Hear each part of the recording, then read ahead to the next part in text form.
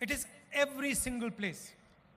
ఈ కుల వివక్ష కార్పొరేట్ కంపెనీలో ఉంది, న్యాయ వ్యవస్థలో ఉంది, రాజకీయ వ్యవస్థలో ఉంది, ప్రతి చోట ఉందని చెప్పి నేను భావిస్తున్నాను. And it destroys the lives of people every single day. It destroys their career, destroys their confidence, destroys their belief in this nation every single day. ఇది చాలా మంది జీవితాలను నాశనం చేస్తుంది, వాళ్ళ ఆత్మస్థైర్యాన్ని, వాళ్ళ ఆత్మవిశ్వాసాన్ని కూడా నాశనం చేస్తుందని చెప్పి నేను భావిస్తున్నాను. Now, I am not saying something very controversial. I am just saying that everybody accepts that there is caste discrimination in this country.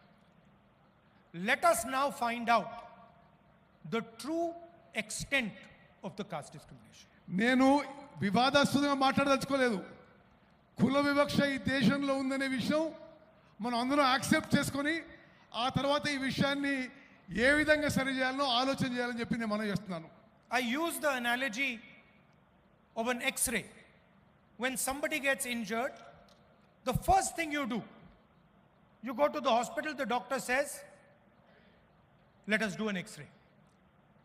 నేను ఒక ఎక్స్రే లాగా పోలుస్తున్నాను. ఎట్లంటే ఎవరికి యాక్సిడెంట్ అయినా డాక్టరు మొదటిగా ఏమంటాడంటే హాస్పిటల్ పోయి ఎక్స్రే చేయించుకోవాలని. అదే పోలిక దీనికి ఇస్తున్నాను నేను. No one will ever say to you, please don't have an X-ray. No doctor will say it. Nobody will ever say to you, if you have got an injury in your arm, do not have an X-ray. మీకు దెబ్బ తాకితే ఎవరు కూడా doctor కూడా ఎవరు కూడా x ray చేసుకోవద్దని చెప్పరు మీకు. In fact, if some doctor were to tell you that I suspect that your arm is broken, but you should not have an X-ray, you will say that the doctor is crazy. ఒక doctor మీకు మీ చెయ్యి ఇరుగుండొచ్చు కానీ మీరు x ray చేసుకోవద్దు అని చెప్తే ఆ doctor పిచ్చోడు అని అనుకుంటాం మనం. The doctor does not understand the basics of medicine. అంటే ఆ డాక్టర్కి మెడిసిన్ యొక్క బేసిక్స్ అని చెప్పి స్పష్టమవుతుంది. And that is all I am saying. I am saying we all agree that there is a concept called caste in India.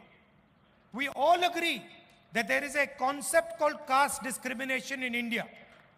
Let us simply measure it and tell everybody in this country the extent of this discrimination. That's all. ఈ కుల వ్యవస్థ ఉందని, ఈ కుల వివక్ష ఉందని భారతదేశంలో ముందు మనం ఒప్పుకుందాం. ఒప్పుకొని ఆ తర్వాత పూర్తిగా ఏ ఎక్స్టెంట్కి ఉంది, ఏ విధంగా ముందుకు పోదామని చెప్పి మనం నిర్ణయాలు తీసుకుందాం. And the moment I say this, the people in the BJP, the leaders of the BJP, the Prime Minister suddenly start to say that I am dividing the country. నేను ఇది మాట్లాడగానే బీజేపీ నాయకులు, ప్రధానమంత్రి కూడా నేను దేశాన్ని విభజించే ప్రయత్నం చేస్తున్నానని నా మీద ఆరోపణలు చేస్తున్నారు. Since when has revealing the truth of this country divided this country? దేశం గురించి నిజం చెప్తే అది దేశాన్ని విభజించడమా అని చెప్పి అడుగుతున్నాను. All we are saying is let us explore the truth. నేను అంటున్న ఒకటే, మనం నిజం పరిశీలించాలి, నిజం తెలుసుకోవాలని చెప్పి నేను మనం చేస్తున్నాను. Foundation of all our religions is truth. Foundation of all our religions is ahimsa. All we are saying is let us explore the truth of discrimination. అన్ని మతాల్లో ఉన్న విషయం మనం నిజంతో పోవాలని, మనం ఈ విషయంలో కుల విషయంలో కూడా నిజం తెలుసుకొని ముందుకు పోవాలని చెప్పి నేను మనం చేస్తున్నాను. First of all, let us find out how many Dalits, how many OBCs, how many Adivasis, how many minorities, how many general caste, how many women there are in this country. మనము ఈ census ద్వారా ఎంతమంది దళితులు ఉన్నారు, ఎంతమంది ఆదివాసులు ఉన్నారు, ఎంతమంది ఓబీసీలు ఉన్నారు, ఎంతమంది మహిళలు, ఈ వివరాలన్నీ కనుక్కునే అవకాశం ఉంటుంది. After that, let us find out how is wealth distributed in this country. అది చేసిన తర్వాత దేశం యొక్క ధనం ఏ విధంగా ఈ సామాజిక వర్గాల్లో మరి విభజించబడదో అది కూడా కనుక్కుందాం. What share of wealth do Dalits have? What share of wealth do OBCs have? What share of wealth do women have? Let us find this out. దేశం యొక్క ధనం దళితుల దగ్గర ఎంత ఉంది, ఆదివాసుల దగ్గర ఉంది, ఓబీసీల దగ్గర ఎంత ఉంది, అది మనం కనుక్కోవాలి. Let us find out how many poor general caste people there are.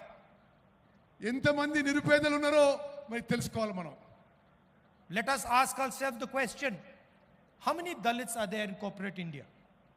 How many OBCs are sitting in the top 500 companies of this country? How many OBCs, Dalits, Adivasis are there in the judicial system? How many Dalits, OBCs, Adivasis are there in our forces? Let us ask these questions. Why are we scared of asking these questions? ఎంతమంది దళితులు, ఆదివాసీలు, ఓబీసీలు corporate కంపెనీల్లో కనుక్కోవాలి, న్యాయ వ్యవస్థలో ఎంతమంది కనుక్కోవాలి, సైనికులు ఎంతమంది ఉన్నారో కనుక్కోవాలి. ఇది అవసరం అని చెప్పి నేను భావిస్తున్నాను. The only people who can resist asking this question are the people who are hiding the truth, who do not want the people of India to know the truth about discrimination in this country. దీనికి వ్యతిరేకం ఉన్నవాళ్ళు కేవలం నిజం బయటికి రావద్దు అనే వాళ్ళే దీనికి వ్యతిరేకం అని చెప్పి నేను మనం చేస్తున్నాను. Those would be the people who benefit from the discrimination. వీళ్ళు ఈ కుల వివక్ష వల్ల లబ్ధి పొందే వాళ్ళే ఈ నిజం బయటికి రావడానికి ఇష్టపడటం లేదు. I'm still wondering why the Prime Minister has not publicly said that he wants to challenge the idea of discrimination in Indian society. నేను ఆశ్చర్యపోతున్నా, ప్రధానమంత్రి గారు ఇప్పటి వరకు కుల వివక్ష విషయాన్ని ఈ దేశంలో ఛాలెంజ్ చేయడానికి ముందుకు వస్తున్నానని ఒక్కసారి కూడా మాట్లాడలేదు. Why hasn't he said he wants to know how many Dalits there are in India's boardrooms? మరి ఇండియా కార్పొరేట్ కంపెనీల్లో ఎంతమంది దళితులున్నారో మరి నరేంద్ర మోదీ గారికి తెలియవద్దని ఎందుకున్నది? How many OBCs are in our judicial system?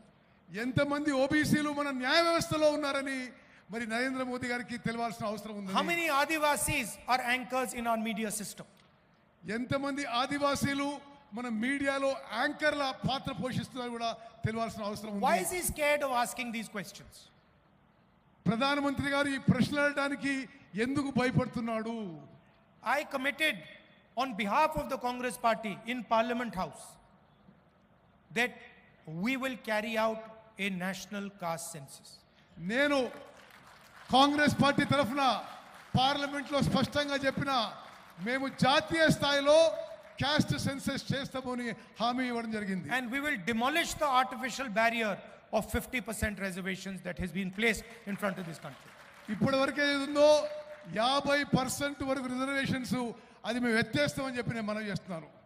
And for me, Telangana is the model of the national caste census. నాకు తెలంగాణలో జరుగుతుంది జాతీయ స్థాయిలో కాస్ట్ సెన్సస్ కి ఇదే మోడల్ గా నేను భావిస్తున్నాను. And I think I'd like to thank the leadership of Telangana because they have done a truly beautiful thing in this process. Telangana నాయకత్వాన్ని మనస్ఫూర్తిగా అభినందిస్తున్నాను.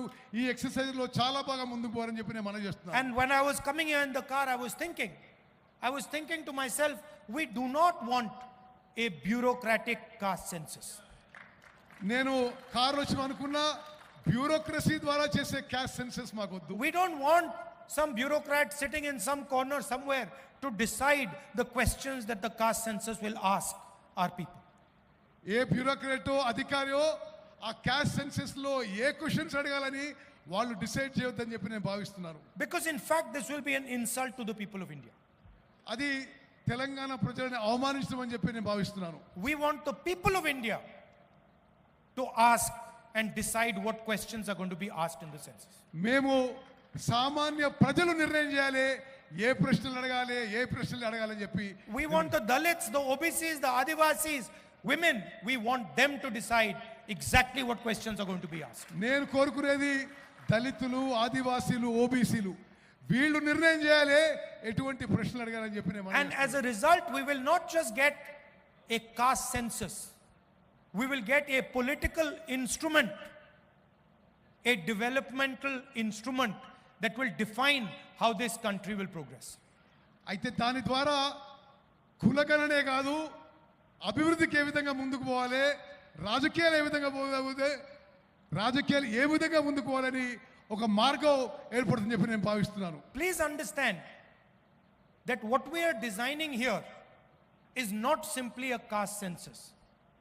What we are designing here is the system of governance of the future of this country. మేము ఇక్కడ చేస్తుంది caste సెన్సెసే గారు. రానున్న తరాలకి మరి ప్రభుత్వాలు ఏ విధంగా ముందుకు పోవాలి, అడ్మినిస్ట్రేషన్ ఏ విధంగా ముందుకు పోవాలి, అది మేము డిసైడ్ చేస్తున్నాం చెప్పి నేను మనం చేస్తున్నారు. Some time back I was talking to one of the world's experts on equality. కొన్ని రోజుల క్రితం నేను ప్రపంచంలోనే సమానత్వం గురించి ఒక ఎక్స్పర్ట్ తో మాట్లాడుతున్నాను. He is one of the world's experts, economist. He is one of the world's experts. I'm not going to say his name, but he is one of the top experts on economy. ఆర్థిక విషయాల్లో ప్రపంచంలోనే ఒక expert తోనే మాట్లాడడం జరిగింది. On inequality. అసమానత్వం గురించి నేను ఈ ఎక్స్పర్ట్ తో మాట్లాడడం జరిగింది. And he said to me, Mr. Gandhi, do you realize that India is one of the most unequal countries on the planet?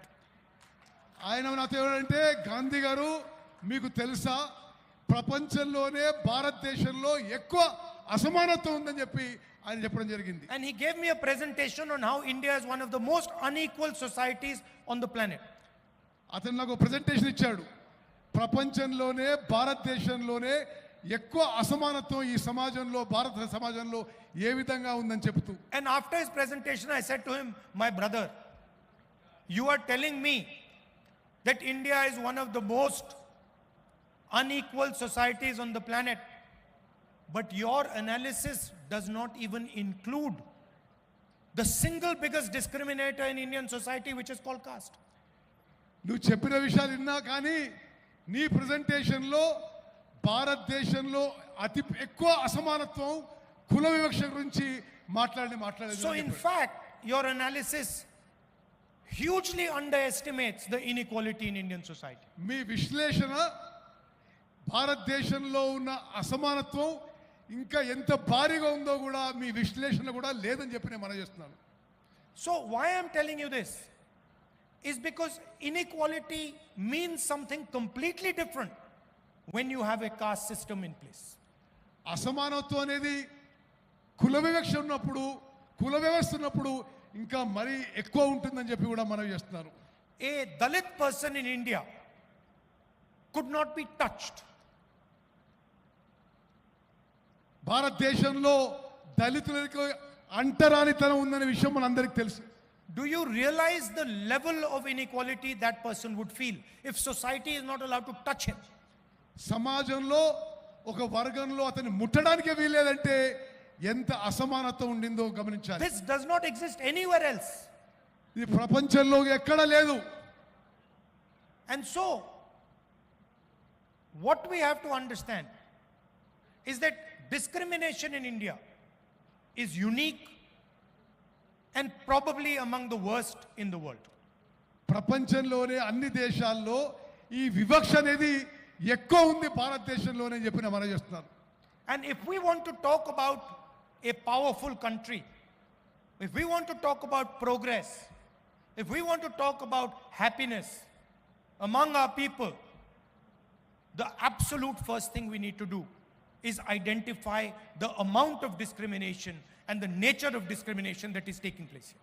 దేశం ఆర్థికంగా శక్తివంతంగా ఎదగాలంటే, దేశంలో సంతోషం పెరగాలంటే ఈ కుల వివక్షని నిర్మూలన చేయాల్సిన అవసరం అని చెప్పి నేను భావిస్తున్నాను. As a politician, I am accountable to you. ఒక రాజకీయ నాయకుడిగా నేను మీకు జవాబుదారీగా ఉండాలి. And when I speak of caste census, I speak as a result of that accountability to the people of India. ఆ జవాబుదారీతనం వల్లనే నేను మీకు అకౌంటబుల్ గా ఉండాలని చెప్పి నేను మనం చేస్తున్నాను. I simply cannot go to the people of India and ignore the fact that there is massive discrimination in this country. నేను ప్రజల మధ్యకి పోయి వీళ్ళలో అంత వివక్ష ఉందని చూసి అది మరి ఓర్చుకోవడం మంచిది కాదని చెప్పి I cannot lie to Dalits.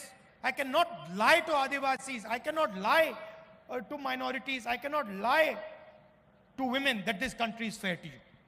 దళితులకి, ఆదివాసీలకి, OBCs, ఓబీసీలకి, మహిళలకి ఈ కంట్రీ మీకు సమానంగా ఉంటుంది, మీకు ఫేర్ గా ఉంటుందని నేను చెప్పలేకపోతున్నాను. Other people may be able to lie to you about it. I cannot lie to you about it. నేను ఆ విధంగా అబద్ధాలు చెప్పలేకపోతున్నాను. So I am fully committed to ensuring not only that caste census happens in Telangana, but that Telangana becomes the model for the caste census in the country. నేను తెలంగాణలో కులగణన చేయించడానికే కాదు, భారతదేశానికే Telangana role model కావాలని నేను ప్రయత్నం చేస్తున్నాను. I am sure there will be some shortcomings in our caste census in Telangana. నాకు తెలుసు కొన్ని పొరపాట్లు జరగొచ్చు ఈ కాస్ట్ సెన్సస్ లో. We will try and iron out those shortcomings.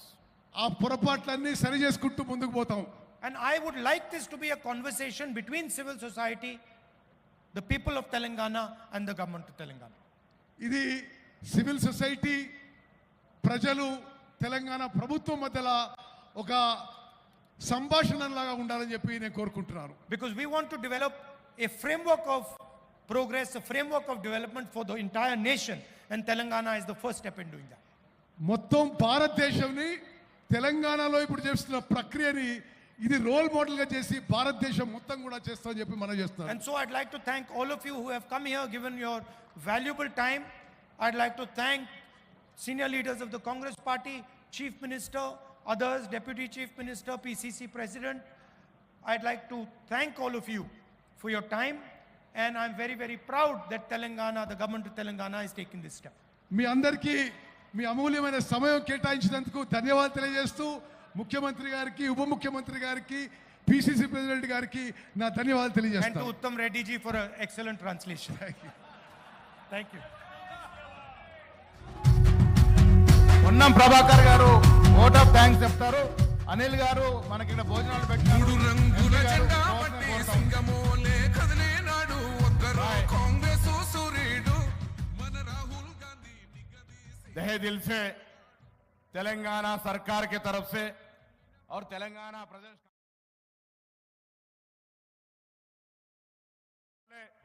Telangana एक रोल मॉडल होगा इतिहास में, देश की दिशा दशा बदलने के लिए मैं बात कहते हुए